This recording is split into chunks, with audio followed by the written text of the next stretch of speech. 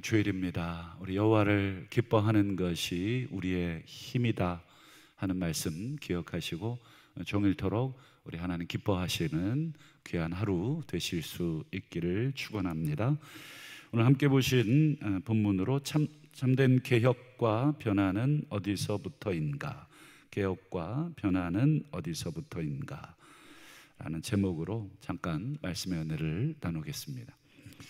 여러분, 개혁 그러면 어떤 생각이 드십니까? 과거에 삼성전자를 이끌었던, 삼성그룹을 이끌었던 이건희 회장의 말이 저는 제일 먼저 떠오릅니다. 마누라와 자식 빼고 다 바꿔라. 그렇게 해서 완전히 새로운 혁신을 일으켜서 지금의 삼성이 글로벌 기업이 되고 여러 가지 요인들이 있겠지만 어쨌든 그 말로 어떤 개혁을 보통 많이들 얘기하죠. 그래서 오늘 남유다의 13번째 왕이 된 히스기야는 아버지와는 달리 좋은 쪽으로 유명한 왕이죠. 아버지는 굉장히 악했다면 히스기야는 반대로 굉장히 선하고 하나님 보시기에 정직한 왕입니다. 지난 28장에서 히스기야의 아버지 이 아하스죠. 아하스의 나라에 대해서 우리가 봤는데 아버지 아하스의 나라는 어땠나? 기록에 의하면, 다른 것은 잘 모르겠고 성경이 전해준 기록에 의하면 아람, 지금의 시리아와 북이스라엘 연합군에 두들겨 맞고 또 포로로 사로잡혀가고 이런 일들 있었죠. 그때 하나님이 많이 도와주셨어요. 그래서 선지자 오뎃이라는 선지자분에서 포로도 돌려보내라고 북이스라엘을 책망하고, 그래서 포로도 다행히 돌아오게 되고, 그러니까 하나님이 여러 가지로 도와주셨는데도 그 사인을 캐치를 못했죠. 그리고 아버지 아하스하고 지금 히스기야 시대까지 활동했던 선지자가 누구냐면 이사야. 여러분 제일 유명한 선지자잖아요. 이 이사야라고 하는 걸출한 선지자가 활동했던 시대. 그래서 이사야를 통해서 하나님께서 여러 가지로 많이 얘기하셨지만 결국 아버지 아하스는 어떻게 하냐면 더 강대국이었던 저 위에 아수르 제국에게 원조를 도움을 구하고 도움을 구하러 오는 척 하다가 아수르 제국이 남유다까지 삼키려고 하죠. 이제 곧 북이스라엘은 망합니다. 히스기야 시대에 망해요.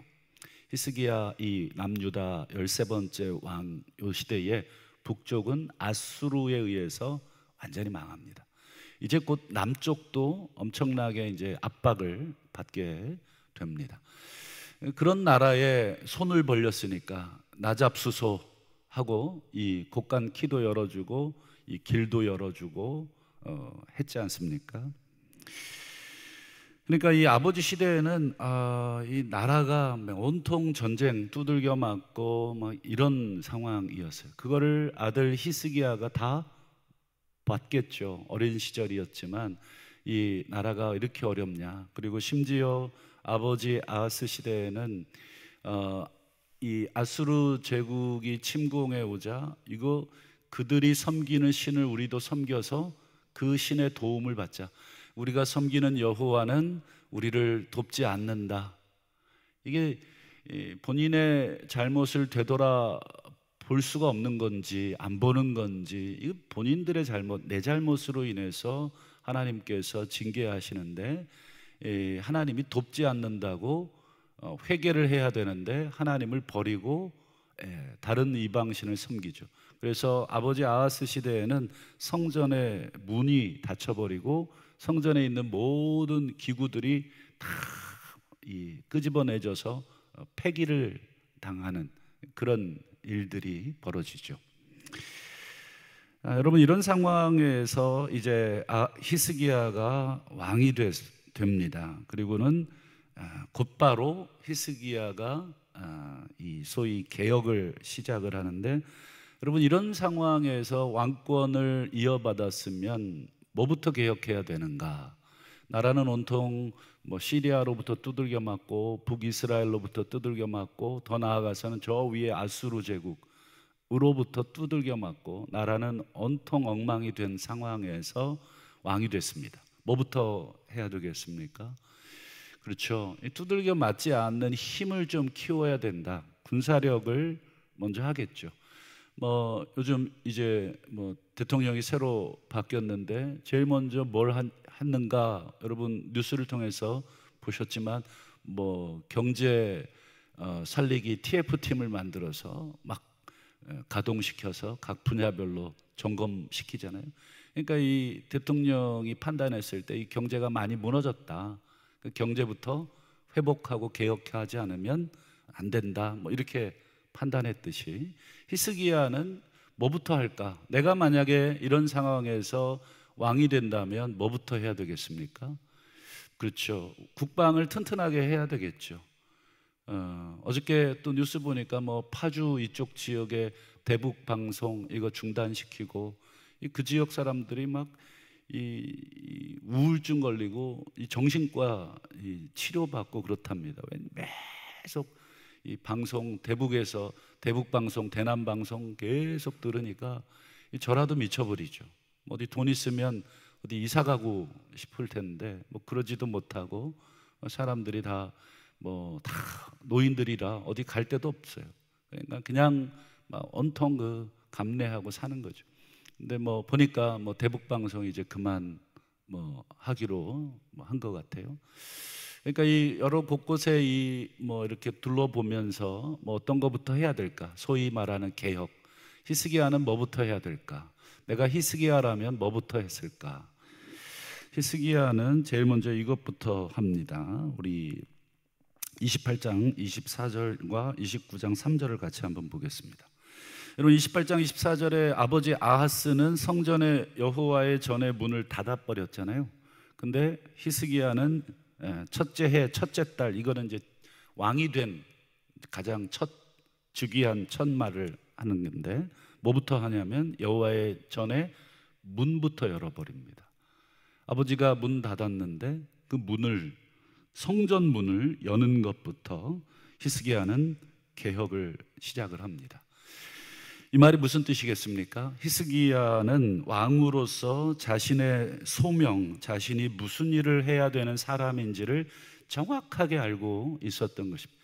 지금 온통 나라가 여기서 두들겨 맞고 저기서 두들겨 맞고 도와달라는 사람 불러냈더니 그 사람이 오히려 나를 공격하는, 어떻게 보면 동네 북, 힘이 없고 또 군사력이 약한 그런 모습이면 군사력부터 힘부터 키워야 되는데 히스기야는 뭐부터 합니까? 성전의 문부터 열었다는 것은 자기는 정치적, 군사적 지도자가 아니다. 하나님이 나를 왕으로 세운 것은 그 일하라고 세운 사람 아니다. 자기의 소명이 어디 있는지, 자기의 위치가, 자기가 뭐 하는 사람인지 정확하게 알고 있는 것입니다. 여러분, 내가 뭐 하는 사람인지 모르면 이 사람 저 사람 말에 휘둘리게 되죠. 이거 해야 돼, 저거 해야 돼. 야, 너 이거 해야지, 저거 해야지. 내가 뭐 하는 사람인지 모르면 온통 휘둘리게 됩니다. 그러나 내가 뭐 하는 사람인지 알면 여러 사람들의 이야기가 있어도 그 중심을 바르게 잡고 그 일부터 하죠. 히스기야는 정치, 군사적 왕이 아닙니다. 여러분, 신명기 18장 말씀에도 왕은 뭐예요? 군사력을 많이 키우는 사람 아니다. 그리고 외교력 많이 키우는 사람 아니다. 그래서 왕이 되면 제일 먼저 율법의 등사본 그거 갖다 놓고 그거 묵상하고 하나님 뜻대로 통치하는 그런 사람이 왕이다. 이 신명기의 그 말씀이 지금 수백 년이 지난 이후에 다 해이해졌어요. 근데 히스기야는 아버지 때 이 나쁜 그 경험을 다행히도 그걸 끊어냈던 왕이 된 것이죠. 히스기야는 자기가 하나님의 말씀을 회복해야 되는 존재, 그게 왕의 첫 번째 사명이라고 하는 것을 너무너무 잘 알고 있었기에 그가 즉위하자마자 제일 먼저 한 것은 닫았던 문을, 성전의 문을 여는 것. 성전에 여러분 문을 열었다는 것은 성전을 드디어 관리하기 시작했다. 성전을 돌보기 시작했다. 성전은 왕이라도 직접 들어가서 관리를 못하죠. 누가 해야 됩니까? 레위인들이 하죠. 그러면 당연히 누가 다시 돌아와야 되냐? 레위인들이 돌아오게 하는 것이죠. 그 일을 할 수 있는 자격을 하나님께서 부여한 사람들을 고용하는 것이죠. 그게 바로 히스기야가 했던 일들입니다. 여러분, 성전의 문을 열었고 이제 레위 지파 그리고 제사장들을 다시 돌아오게 했습니다. 그럼 그 다음 무슨 일이 벌어지겠는가? 그럼 뭐 자연스럽게 우리가 성전과 레위 지파 이 두 개가 연결이 되면 그 다음 어떤 일이 벌어지는가? 우리 29장 21절과 24절 두 절만 보면 강조되고 반복되는 단어가 보이시죠? 속죄제물, 피를 속죄제로 속죄하니. 이 속죄하는 일, 가장 먼저 히스기야는 하나님 앞에 닫혔던 성전문 열고 제사장들 불러다가 하나님 앞에 속죄죄를 드려요. 속죄죄는 여러분 아시는 것처럼 허물과 죄에 대한 용서를 구하는 제사. 제일 먼저 제사를 회복하고 하나님 앞에 통회하고 하나님 앞에 잘못을 회개하는. 여러분, 히스기야가 뭐 잘못했나요? 제 아버지가 이 모양 이 꼴을 만들어 놨잖아요. 그러나 여러분, 히스기야는 아버지의 죄가 곧 자신의 죄라고 하는 그 일체적인 공동체적인 의식을 갖고 있었죠. 그래서 속죄제를 드립니다. 여기 보면 나라와 성소와 유다를 위하여, 24절 끝에 보면 온 이스라엘을 위하여, 즉 온통 나라가 이렇게 우상으로 가득 차고 죄인 백성들이 하나님을 떠난 그 죄에 대하여 그들을 위한 속죄제를 드리죠. 한마디로 우리로 말하면 이제 예배를 회복시키는 거죠. 예배 드려라. 그리고 통회해라. 참회해라. 이 요청을 한 것입니다. 그 다음 히스기야는 이제 뭘 하는가? 여러분, 왕으로서 이제 뭘 해야 되겠습니까? 이제 제사도 다 끝났어요. 속죄도 드렸습니다. 그 다음이 뭐가 되겠습니까? 한번 보시죠. 25절부터 28절까지. 좀 길지만 여러분 계속 공통적으로 나오는 단어들만 딱딱 추리면 뭘 했는지 금방 알 수 있습니다. 제금, 비파, 수금, 26절에 다윗이 만든 악기들, 그 다음에 나팔, 27절에 여호와의 시, 이건 이제 시편을 말하는 것이죠. 그리고 나팔, 그리고 다윗의 악기, 그리고 28절에 보면 경배, 노래, 그 다음에 나팔, 이런 단어들 전부 공통점이 뭐예요?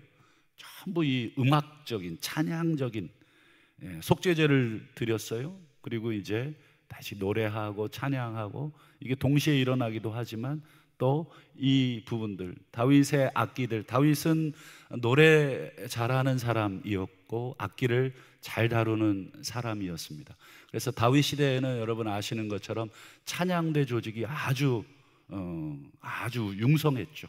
강하게 만들었고 거기에 대장들을 아주 강한 사람을 세우고 그들로 노래하게 하고 노래를 가르치게 하고 노래를 만들게 하고 본인도 만들었고, 그리고 악기들을 계속 개발시키고 하나님 앞에 공교한 소리를 낼 수 있도록. 그래서 우리 피아노 이런 것들이 있듯이 그 시대에 그 악기들을 많이 세웠습니다. 풍성하죠. 사람이라는 게 정적인 요소가 있잖아요. 그래서 음악적인 요소, 이런 것들을 아주 많이. 근데 여러분, 성전에 문을 닫았던 아버지 시대에는 뭐가 끊겼겠습니까? 찬양 소리가 다 끊긴 것이죠.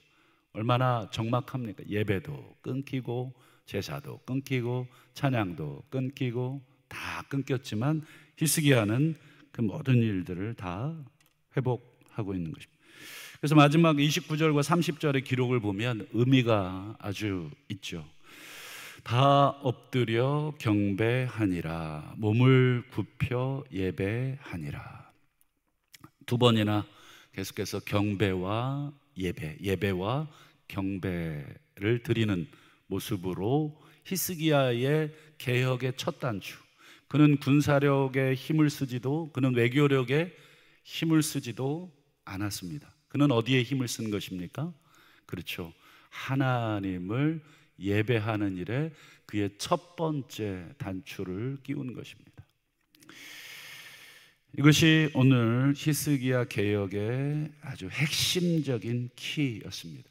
삼성의 이건희는 마누라 자식 빼고 다 바꿔 이 경쟁력을 키우고 기술력을 키우고 인재를 끌어모으고 여러 가지 전방위적인 로비를 통해서 자신들의 여러 가지 성을 쌓아놨다면, 히스기야는 그렇게 하지 않고 하나님을 향한 예배의 문을 열고 정비하고 사람들을 그 예배로 다시 불러 모으고, 우리 내일도 살펴보겠습니다만 히스기야 시대에 그동안 드리지 않았던 유월절 절기를 지키게 됩니다.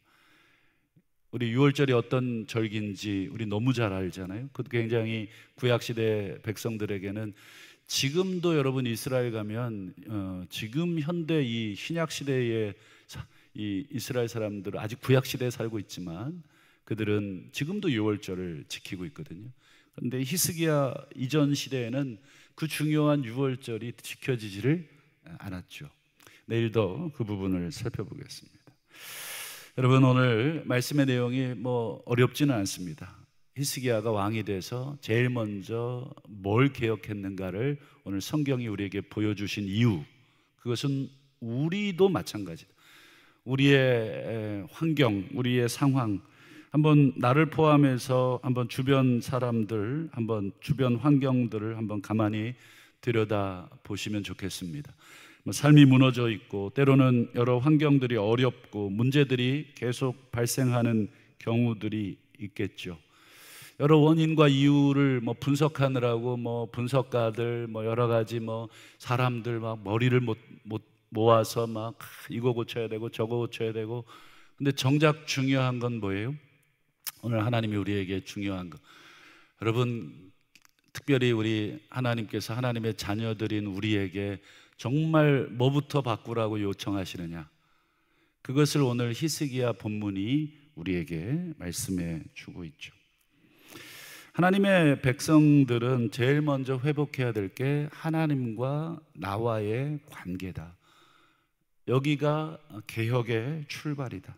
오늘 히스기야가 무너진 이 예배의 단을 쌓고 성전의 문을 열고 하나님을 향한 찬양 소리가 들리도록 회복되도록 이런 일들을 함으로써 뭐가 회복됐냐면 제일 먼저 하나님과의 관계를 회복한 것이죠.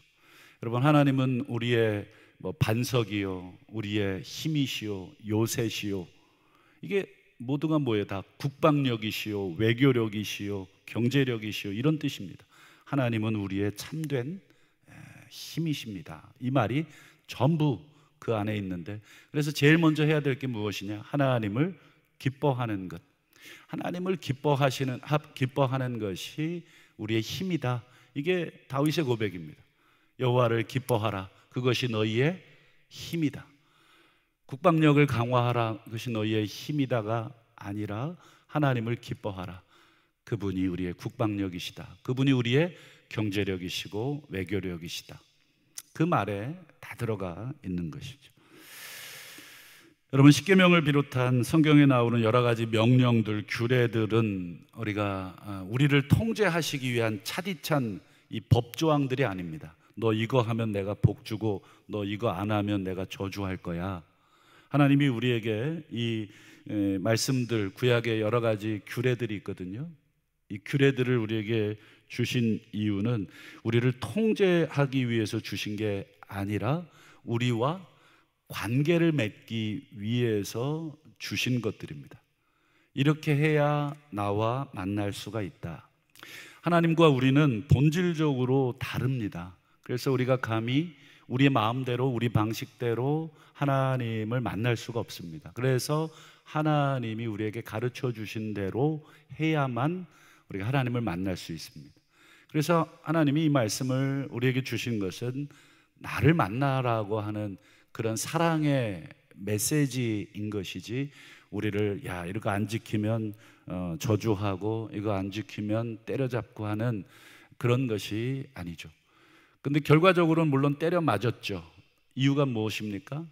하나님 이거 안 지켜서가 아니라 하나님과의 관계가 깨지니까 하나님이 정신 차리고 나를 만나라고 하나님이 약속하신 대로, 말씀하신 대로 때로는 징계하시고 훈계하신 것이지, 그건 우리의 관계를 위한 그런 하나님의 사랑입니다. 여러분, 그것을 정확하게 알려주신 분이 예수님이십니다. 한번 요한복음 14장 15절을 보시죠. 너희가 나를 사랑하면 내 계명을 지켜라. 이게 무슨 뜻입니까?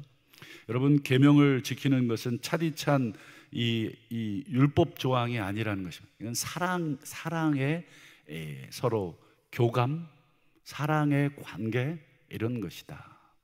우리가 누군가를 정말 사랑한다면 그 사람이 나에게 요구하는 것이 어떤 차디찬 명령이나 어떤 그런 힘든 것으로 다가오지 않고 나를 사랑하는 것으로 다가오겠죠. 이 계명, 하나님의 이 말씀은 우리를 옥죄이는 것이 아니라 우리를 사랑하시는 것. 더 중요한 게 요한복음 14장 23절입니다. 한번 보실까요?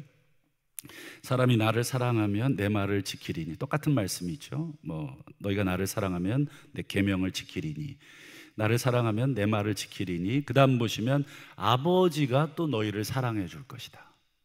계명은 끝까지 하나님과의 사랑의 관계의 문제예요. 그 다음 중요한 게 뒤에 것입니다. 우리가 그에게로 가서, 우리라고 하는 것은 아버지와 아들 삼위일체 하나님이겠죠. 하나님이 나를 사랑해서 내 계명을 지키는 자들, 우리 히스기야 시대로 넘어가자면 제사를 회복하고 예배를 회복하고 찬송을 회복하고, 이게 하나님의 계명 명령이었잖아요. 그걸 지키니까 그에게로 가서, 그 다음 보세요. 거처를 그와 함께 하리라. 이 말은 같이 내가 지금 살겠다. 그 안에 들어가서 그 사람과 함께 산다. 여러분, 성전이나 광야 시대의 성막의 가장 중요한 의미는 내가 너희 중에 있다라고 하는 것을 보여주는 이 가시적인 상징물입니다. 성막, 저거 하나님께 예배드리는 장소, 예배 안 드리면 두들겨 맞지, 이런 거 가르쳐 주는 게 아니라 하나님이 나와 함께 하시는구나. 내가 하나님과 함께 하기 위해서는 하나님이 가르쳐 준 대로 살아야지. 그러면 하나님이 나를 사랑해 주시고 나와 함께 장막을, 거처를, 집을 함께 해 주시지. 이게 율법의 선기능입니다. 여러분, 하나님이 우리와 함께 할 때 거기에는 다윗의 고백처럼 주의 좌편에는 기쁨이 있고 주의 우편에는 영원한 생명이 있나이다. 이게 하나님과 함께 했을 때의 기쁨, 생명, 영생. 여러분, 이것을 모르면 하나님이 우리에게 명하신 예배, 찬송, 기도가 전부 무거운 계명이 됩니다. 교회 갔더니 맨날 예배 드리래, 맨날 기도하래, 맨날 하래, 하라 하지 말라, 딱 두 가지의 이 차디찬 계명으로 무겁게 느껴집니다. 교회 갔더니 봉사하래, 이거 하래, 저거 하래. 여러분, 하나님을 향한 사랑이, 하나님을 온전히 이해하지 못하면 그게 전부 다 짐으로 다가오지만, 그렇지 않으면 하나님을 사랑하는 사람들은 짐으로 다가오지를 않죠. 여러분, 하나님의 명령들, 특별히 우리를 살리기 위한 예배, 그리고 기도, 그리고 회개, 찬송, 이게 의무감이 되고 율법이 되는 순간 우리는 어떻게 되냐면 바리새인들처럼 되는 것입니다. 하기 싫어 죽겠는데 다른 사람 눈 때문에, 그걸 성경은 외식, 외식이라고 가르쳐주고 예수님이 제일 싫어하신 것이죠. 나 외식하기 싫어, 그래서 예배 안 드려, 이건 더 나쁜 것이지만 예배는 드려야 되겠고, 이거 안 드리자니 마음이 찝찝하고, 드리자니 또 막 힘들고, 그래 억지로 사람에게 보이려고, 이게 예수님께서 바리새인들을 책망한 것이죠. 기쁨이 전혀 없는 신앙생활, 그건 하나님도 힘들게 되고 나도 힘들게 되는, 우리 가운데 신앙이 하나님과의 관계를 우리가 다 100% 알 수는 없어요. 우리가 뭐 하나님도 아니고 내 신앙 그것도 제대로 모르는데 다른 사람의 신앙을 우리가 어떻게 다 감히 판단할 수 있겠습니까? 그러나 한 가지 우리가 어렴풋하게 알 수 있는 징조 중에 하나가 하나님 앞에 예배를 드리지 않는다 하는 것입니다. 뭐 꼭 우리 교회 예배를 드리라는 게 아니라 그 사람의 신앙이 하나님을 향해 예배하는 신앙을 접었다. 뭐 우리 교회도 안 나가고 다른 교회도 안 나가고 나는 아무 데도 안 가, 그냥 나 혼자 그냥 예배 드려. 물론 그럴 수도 있겠죠. 그러나 여러분, 우리 성경 전체의 공통은 우리가 함께 예배하는 전통입니다. 하나님이 또 그렇게 우리에게 명하셨고, 절대로 개인 예배, 혼자 예배, 신앙생활 하나님이 명하신 적도 없고 인정하신 적도 없고, 공동체가 다 올라오게 하고, 오늘도 보세요. 속죄제사, 모든 백성을 위한 제사지 히스기야 한 사람, 그 가문 하나를 위한 제사를 제사장에게 드리라고 한 적이 없죠. 이 예배나 이 모든 것은 다 공동체적인 것입니다. 그래서 여러분, 우리가 알 수 있는 그런 것들, 우리가 그 사람의 신앙이 어느 정도인지, 그 사람의 예배, 그 다음에 그 사람의 기도, 그 사람의 찬송이 그렇습니다. 그걸 다른 사람에게 적용하기 전에 나부터 적용해 보시면 어떻습니까? 나의 예배는, 나의 기도는, 나의 찬송은. 여기 새벽에 올라오시는 성도님들이야 누가 여기 월급 줘서 오시는 분도 아니고, 누가 혼낸다고 오시는 분도 아니고, 정말 하나님 사랑하고 정말 기도가 필요하고 하나님과의 관계 속에 내가 머물기 위하여 자원해서 올라오신 분들 아니십니까? 그런 면에서 여러분, 예배나 찬송, 기도는 우리를 옥죄이고 그거 안 드리면 너 벌 줘 이런 것이 아니라, 하나님이 너 나랑 함께 거하자, 내가 네 안에 거하고 싶고 너도 내 안에 거하자, 우리를 살리기 위한 말씀이라는 것이죠. 말씀을 맺겠습니다. 오늘 말씀의 제목이 개혁과 변화는 어디에서부터인가. 여러분, 개혁과 변화를 세상에서는 많이 얘기하죠. 그래서 심지어 교회에서도 TF팀을 만들어서 우리 교회가 개혁해야 되고 바뀌어야 되고. 여러분, 뭐부터 바뀌어야 됩니까? 여러분, 예배부터 바뀌어야 됩니다. 내가 예배를 잘 드리면 그건 마치 우리가 하루 세 끼의 식사를 잘 하는 것과 같이 우리의 영적인 힘이 회복이 되고, 그리고 진정한 개혁은 내가 하는 것이 아니라 우리가 기뻐하시는 하나님이 우리의 참된 개혁이 되는 것입니다. 오늘 복된 주일입니다. 우리가 마당만 밟고 돌아가는, 외식하는 신앙이 아니라 나를 살리고 우리 가정을 살리고 또 나라와 민족을 살리는 개혁의 첫걸음은 하나님의 성전의 문을 열고 하나님 명하신 그 제사를 드리고 하나님을 기뻐하는 찬송을 올려 드리는 것이 오늘 히스기야가 우리에게 보여준 진짜 개혁의 시작임을 믿고, 우리의 소명, 우리가 왕같은 제사장으로 우리를 부르셨는데, 우리 왕같은 제사장으로서의 소명의 첫걸음은 우리 하나님을 기뻐하는 것인 줄로 믿고, 우리 평생 종일토록 히스기야와 같은 그런 예배자의 삶이 되시기를 주님의 이름으로 축원합니다.